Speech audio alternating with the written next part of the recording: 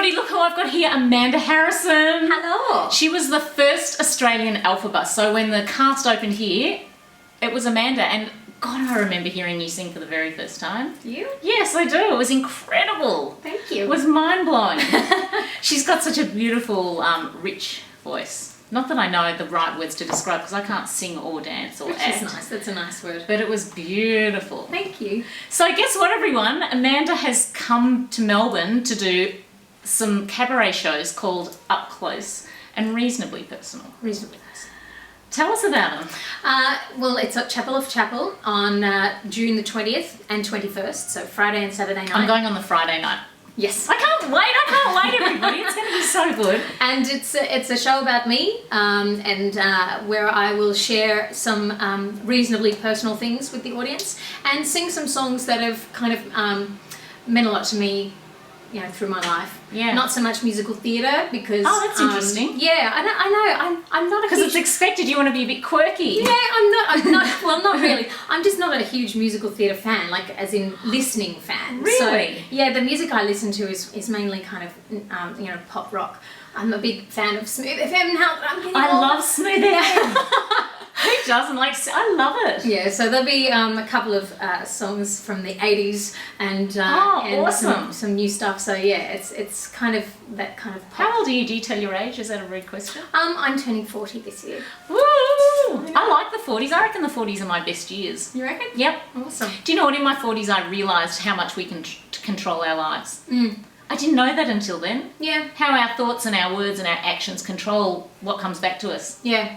It really does. Yeah, I think I'm slowly getting there. I'm not quite 40 yet, but Yeah, I was 40. I'm hanging on 40. to the 30s. Nah. But yeah, I'm turning 40 this year, so that's exciting. I don't know what's happening for my birthday yet. Are you having a party? Maybe a I hope surprise. so. You know, I've never had a dress-up party. I've never been to a fancy dress party, so I'm thinking it might be fancy dress. I think there's a hint out there for someone watching. That's good. That'd be fun. Yeah, it will be. I had that for my 30th. It was fun. I do like a dress-up party, especially when it's your own, because you make it, and it makes for the photos to be really good. Yeah, exactly.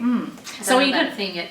yeah. Well, I had everybody. I just wanted, like, you could come as a celebrity. It could be like, but it had to be a character or anything. It could be anything to do with TV or movies. So I went as Wilma Flintstone. You want it to have some scope, don't you? Yeah. Yes, For because people. otherwise, if it's just movie stars, who, you know, if you don't look like one, you're in trouble.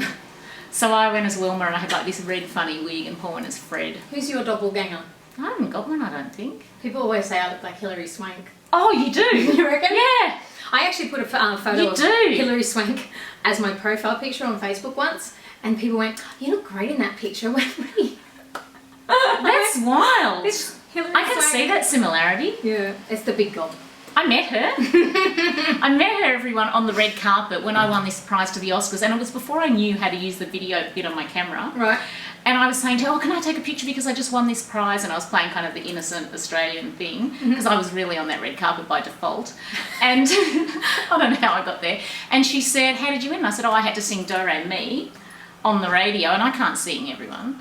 And so she said, "Well, let's sing it together." So we both sang Do Re Mi on the red carpet. Oh, lovely. I know, she was nice. So that's a good one to have as your doppelganger. Yeah, there you go. So do you talk about Wicked? I do. I touch on Wicked, and I touch on the fact, you know, on the reasons why I left the show, because you know, we're talking 5 years ago. I now. know, it doesn't feel like that, does it? It feels quite cathartic to talk about the experience and to you know express how I felt at the time to an audience, but at the same time. You know, the show's called Reasonably Personal, so it's not terribly personal. I'm not going to get down into the depths of it. You know, and it's written by James Miller, who is so fantastic. Yeah. And he's one of my best friends. And Do you write it together? Well, I suppose you'd have to, because otherwise how would he know the story? we sat down on a couch, and I had to reason why I would like each song in the show and how they would fit in with the topics that I was going to talk about. And then he kind of interviewed me like this about the topics that I wanted to talk about. Awesome. And so he took all that information away. Did he write it down or record it? I think he did both. Yeah. So, and then he went away and he linked all the songs together with some fantastic, funny and personal patter. It's a bit like a mini musical. Yeah, so it's kind of, you know, the story of the last 5 years, I suppose, you know, and me being a mother and how that's affected my life on It's stage. different, isn't it, being a mum? Changes everything. It does. I was saying that to Paul today. Your life just changes. You're not just about you anymore. You've got to put everyone else first. Well, you do, don't you? Yeah. You don't have a choice anyway. And I think that's probably one of the major reasons why I find musical theatre so difficult now. Because it is quite, and particularly for a leading role, a leading lady, who needs to, be quite selfish in the way you are, and to protect yourself and to protect your voice and not get sick. And kids get sick all the time, and you're so like, even now I'm kind of on tenterhooks going, please, nobody give me a bug before June 20. Thanks very much. Yeah, exactly. Have you done this show in Sydney? I have, sorry. The first time I performed it was at the Gold Coast Arts Centre last year, and then at Slide in Sydney. Fantastic. And then early this year at the Brisbane Powerhouse. Which I can't wait. But you know what I do want to talk about? I remember when we first became Facebook friends, because it was really funny, everyone. When I first did the Wicked videos, everything was all new, and like, as Amanda was saying to me before, like lots of stuff happened to you in, with the musical, like different voice things, we're not giving anything away, but and you went through Rob Guest passing away and he was close, and there was like lots of stuff, and social media was all kind of new. It was new, wasn't it? And I was like this crazy person filming Wicked. No, seriously, it must have, and I don't know that that's how you felt, but I felt that from different people at different times, that who is this person? Why is she filming? And I was using a little camera and all that sort of stuff. So that's come a long way for me too, in that people accepting things and all that sort of stuff. And you like social media now, because you didn't love it at first. I didn't love it. I had a real struggle with it, because performing in Wicked, and having vocal trouble as I did, which led me to leave the show. I was always really conscious of people and what they thought of me and how they viewed that and what they were saying. I know, on I'd be the forums and same. things. I would be the same. I found it really difficult. I found it, I was also like a moth to a flame at the same time. I couldn't. I'd have to read it too, even though I wouldn't want to read it. Yeah, so that was hard. But I think now, especially with Twitter and Facebook, Did you respond when you no. saw nasty comment? Yeah, never. See, the righteous person in me would have to respond. No, I kind of just took the negativity to heart. Yeah, because you might get 100 people saying great stuff, but it's that one nasty comment, and you go, oh. So everyone out there, like all the fans of Amanda and fans of musical theatre people, or fans of anyone in general, think about your words and don't, keep in mind that these guys look at those forums. Seriously, I think that a lot of people hide behind things, and it's mean. Yeah. I just think if it's not something you would say to someone's face, just don't say it. That's right. Yep. Yeah, I think that's. And if you would say it to their face, say it to their face. You don't have to write it down. Or tag them at Twitter. If you want them to hear something nice. Yeah, because people like nice things. We all like nice things. Yeah. And you know what? My theory is that happy people don't do that. Well, no, I think it's only miserable people that, there's definitely, I don't know, it's really hard to. I don't think happy people are nasty. Because why would they be? Well, exactly. But there's not that many happy people. Is there? Uh-oh. If we're honest. Lots of people are having troubles, at the moment and stuff. There's a lot of stuff going on in the world. Do you think happiness is a choice? I don't know. I think so. But it's a really hard choice. Yeah. And it's a choice that you have to make every day. Yeah. And that's really hard because, certain things happen in your life and you may have woken up on the wrong side of the bed, or you may have got your kid come and jump on your head and give you a headache or something like that. Anything can kind of set you off on a wrong track for the day. And I think it is. It is definitely a choice, but it's a hard one. Yeah. It's a hard one. I agree, because, everyone goes, oh, you will happy all the time, to me. Yeah. And I am probably happy 95% of the time, but on the days when I don't feel as chirpy or as happy, I just sort of steer clear of everyone. I just kind of come into my little art room or I'm quiet. Yeah. And I don't necessarily, I don't know, like, I don't mind being online and stuff, but I might not ring anyone up, or I might... Yeah. And I think, it's definitely hard when you have small children to be joyous and happy all the time. And patient, because they can drive you nuts sometimes. And, you can end up, taking it out on your family members and, not being very nice to people in your own environment. Yeah. And I think sometimes it's hard to curb that kind of behaviour. Yeah. And it's easy to take it out on the wider community or somebody that you're watching on stage, or, it's easy to take that out on people that you think aren't, That's a very generous way of thinking of it from someone who had copped it on forums. It is. It's nice. Yeah. See, she's a nice person, everyone. I'm right. So, are we going to have a little competition? Oh, yes. I think so. I have 2 double passes to give away to the Friday night performance of Up Close and Reasonably Personal with me.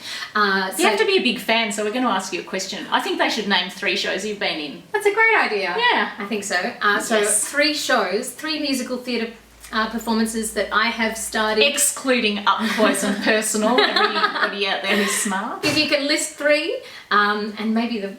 And then all the people who say the 3, then I'll put them in a hat and draw it out.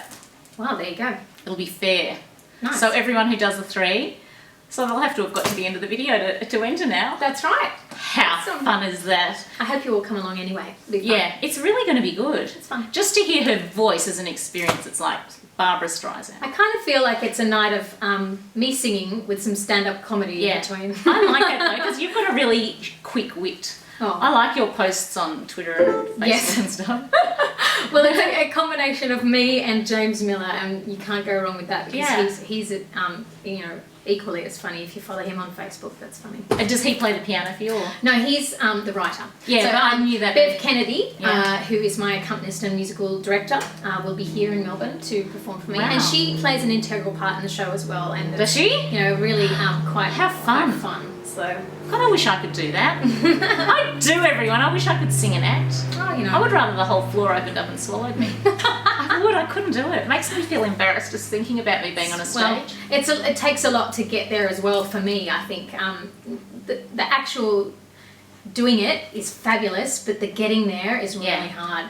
Getting there and getting through that nervous period and freaking out that you're going to forget something. Or, do you ever forget? I did. I'd be scared of forgetting. I had this horrible experience. It was only a short while ago. I did a few songs at Red Benny's for Broadway Unplugged, and I had one of those absolute nightmares where I couldn't remember the words to my song. I had to stop. Did you? I had to turn around to the accompanist and say, "Can we start again like this?" And then it happened 3 times. On the one song? Yeah. I couldn't. They probably thought you were doing it for a joke. I was actually, I had to be funny. Like, I had to pull out the comedy chops, make everyone forgive me. But I literally couldn't get past it. It was like my brain had an absolute brain fart. It was so embarrassing. When you stopped them the first time, were the words in your head ready to go? Or were you thinking, surely they'll come when he starts playing the intro again? I don't know whether you've ever had to do anything, speak publicly or whatever, but if your brain stops... It's like introducing someone. You might have a group of 10 friends and you're trying to introduce them. And your brain can't remember their name. Yeah. You've known them for 10 years, you can't remember. That's what it's like on the stage when you forget your lyrics, and it is really quite frightening and confronting. So, there's all that goes through. At least you can do the funny stuff. I'd just be like frozen. I'm so sorry. Oh my God. And then I came on and I sang The Wizard and I from Wicked. Yeah. And it starts with... That's my favourite. I love you singing that one. Aww. And then I started, did that really just happen? And then I made a big joke of that's cute. Did that really just happen? And everyone laughed. So I thought, okay, they're forgiving me. They're forgiving me for making it. I still say Wicked lines around the house. And especially now I've seen it twice within the last week. I'm back in Wicked mode. Like Zoe and I do little voices around the house, and at the moment we're doing Wicked ones. I do that with Les Mis. Do you? I haven't seen that. I can't wait. Oh, I'm so excited. I can't wait. I'm excited. I went and did the media call the other day, and it was so good. I was crying while I was filming. It was embarrassing. Because I was in the 10th anniversary production, and it's just so close to my heart. One of my favourite experiences. Oh, I've given away a show that I was in anyway. Oh, so there's one less Google you have to do. But I loved Les Mis, and I'm really excited to see this new cast. Oh, Simon Gleason's so good. In fact, I interviewed them all and I loved them all. I loved all their personalities. Do you know what I did? I mucked up because this is when I realised I need to wear glasses. Everyone, at 47 years old, I now have to wear glasses. It was one of those moments in time where it's captured and will be forever cemented in my head the day I needed to wear glasses. And I was focusing, but you know what I did? I stuffed the microphone cord into the earphone thing on the camera, and so I've got these fantastic interviews that you can hear you can hear them, but it's like in a big room like a cave.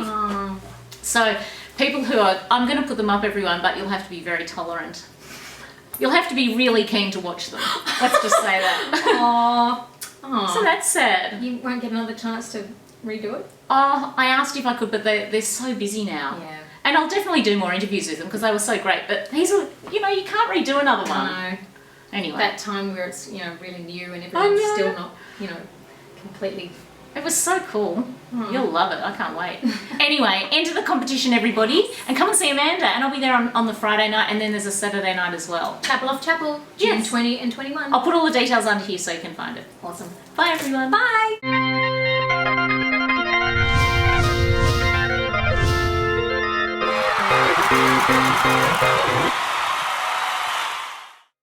Now we just have to hope that recorded. Thank God.